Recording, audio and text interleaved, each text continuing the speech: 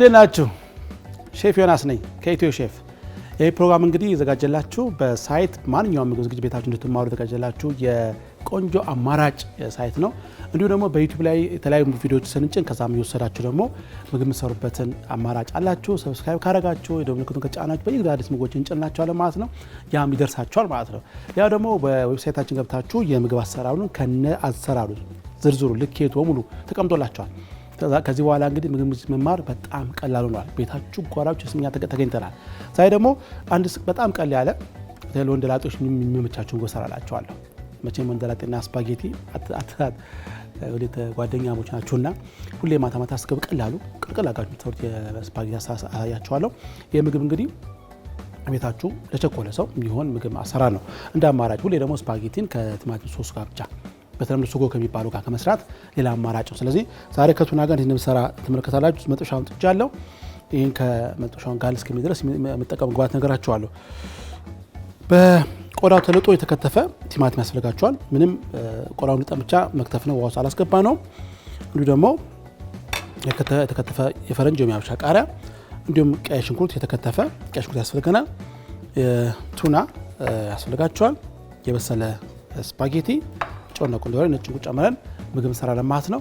አሁን ቀጥታ ወደ አሰራሩ እንገባለን። ኢትዮ ሼፍ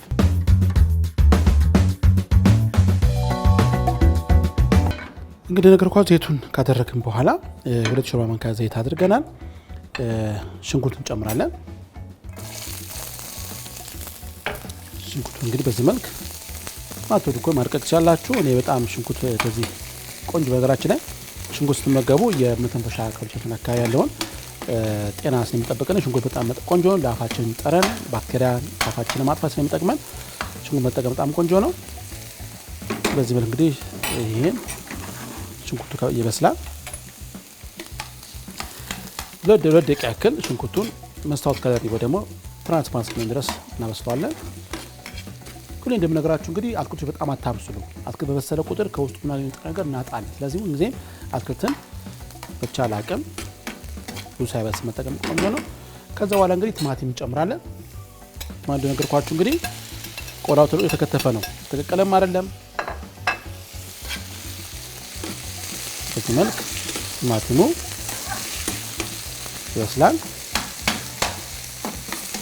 ሁሉም አትክልቶች በጣም መብሰል የለባቸውም። ጣዕማቸው እንዳለ መጠቀም ያለብን። ከዛ በማስከተል ነጭ ሽንኩርት አደርጋለሁ። 1 ሻይ ማንኪያ ነጭ ሽንኩርት አደርጋለሁ።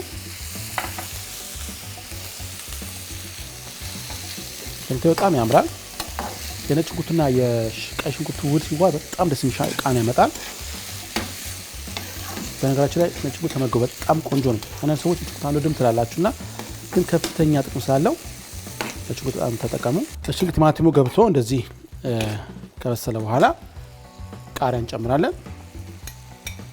የፈረንጅ ቃሪያ የአበሻም ቃሪያ መጠቀም ይቻላል። ያገኛችሁትም ቃሪያ መጠቀም ይቻላል። ፈረንጅ ቃሪያ ይገባል። ብዙም ሳንቆይ ቱና እንጨምራለን። ቱና ይገባል።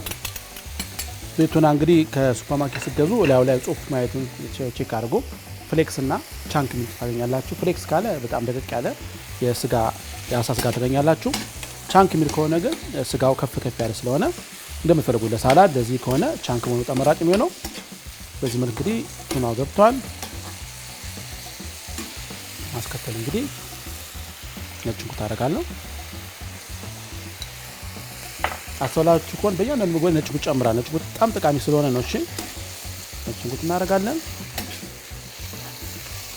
በጨውና ቁንዶ በርበሬ እንቀመዋለን።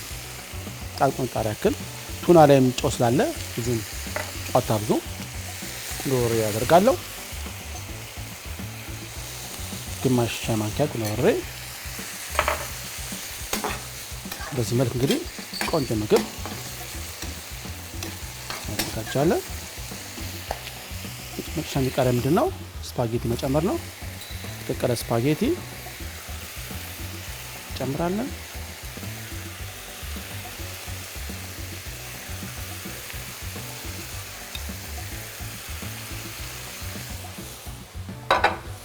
በዚህ መልክ ካደረግን በኋላ የምትመለከቱት ቆንጆ ነው ይላችኋል።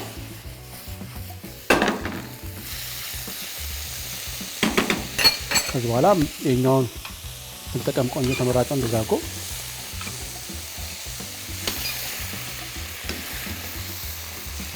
ታላችሁ ትንሽ ሶስ መዛት የለበትም የጨው ስላለው መልክ ይሆናል ማለት ነው። እንግዲህ እነዚህና የማሰብ ምግቦችን በኢትዮ ሼፍ ሳይት ተመለከታላችሁ። እንግዲህ ደግሞ ዌብሳይት ተከገባ ሰብስክራይብ ካደረጋችሁ እንዲሁ ወደ ምክትል ጫን ካላችሁ በየጊዜው አዲስ ምግቦችን እንልከላችኋለን። በተለይ ሳይታችን ላይ ስትገቡ ደግሞ የዚህ ምግብ አሰራር ልኬቱን አሰራሩ ታግኙታላችሁ። ሁሌ ከኛ ከሆናችሁ ባለሙያ ትሆናላችሁ። ኢትዮ ሼፍ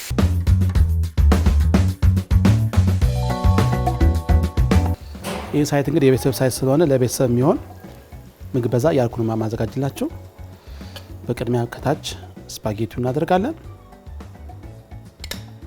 ስፓጌቲውን ካደረግን በኋላ በማንኪያችን ደግሞ በመጠቀም ከላይ አትክልቶቹን ከላይ እናደርጋለን። ቲማቲሙ እንደምትመለከቱት በጣም አልበሰለም፣ በሙሉ አልበሰለም፣ እንዳለ ይታኘካል። ምንም የሞተ ነገር የለውም። ቱናው አለ። በዚህ መልኩ እንግዲህ ቆንጆ ምግብ ሰርታችሁ ዙሪያውን ጥርግ አድርገን ሳህናችን አሳምረን ለምግብ እናቀርባለን ማለት ነው። የዛሬው የስፓጌቲ በቱና አሰራራችን ይመስላል። ቤታችሁ እናንተ እንግዲህ ሰርታችሁ እንድትመገቡ ጋብዛችኋለሁ። ምን ጊዜ ኢትዮ ሼፍ ላይ አዲስ ምግቦችን ታገኛላችሁ። መልካም ጊዜ ይሁንላችሁ። ቻው